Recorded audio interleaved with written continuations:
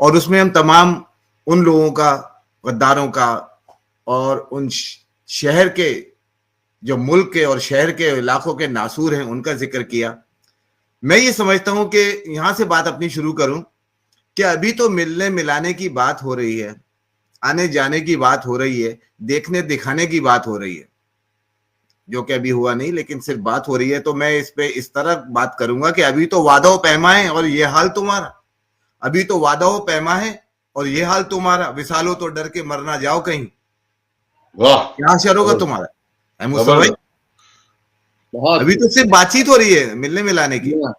ابھی تو صرف جیسے کہ میں کہوں کہ ایک بچہ، سنا کرتے تھے ہم یہ نظم یا جس طرح بھی ایک بچے کی خواہش کہ میں چھوٹا سا ایک بچہ ہوں پر کام کروں گا بڑے بڑے، چھوٹا سا بچہ ایک بڑے کام کرنے کی بات کر رہا ہے، خواہشات کو اپنے اس کو کر رہا ہے. لیکن تم خبیث ہو، تم لوگ ان غداروں کے منہ سے تو یہ نکلا ہے کہ ہم بھاری کا بھرکم موٹے ہیں پر نام سے تیرے ڈرتے ہیں. ہم دنیا بھر کی آسائشیں لے کے پتہ نہیں کس کس کے حصار میں لے کے چلتے ہیں پر آج بھی تیرے نام سے ڈرتے ہیں. اس نام سے ڈرتے ہیں. اس وجہ کیا ہے؟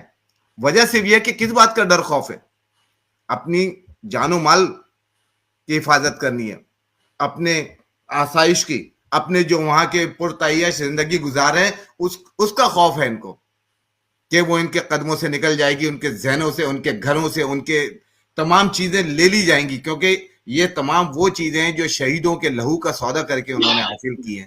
اس خون کو استعمال کیا ہے جنہوں نے ہماری تنظیم کے لیے، ہمارے لوگوں کے لیے، اپنی عوام کے لیے اپنا جان کا نذرانہ دیا ہے، اور وہ خون کا سودا کر کے آج ان جگہوں پہ بیٹھے ہیں. لیکن وہ وقتی ہیں.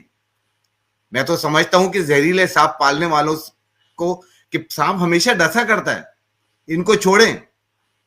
جس کو آپ دشمن سمجھتے ہیں، جو کہ ہرگز دشمن نہیں ہے، جس نے ملک کی سلامتی، شہروں کی سلامتی کے لیے ہر وہ اقدام کیا جو کرنا چاہیے اور کرتے رہے ہیں. یہی وجہ ہے کہ آج بھی وہ وہاں کے لوگوں کے دلوں میں زندہ ہے.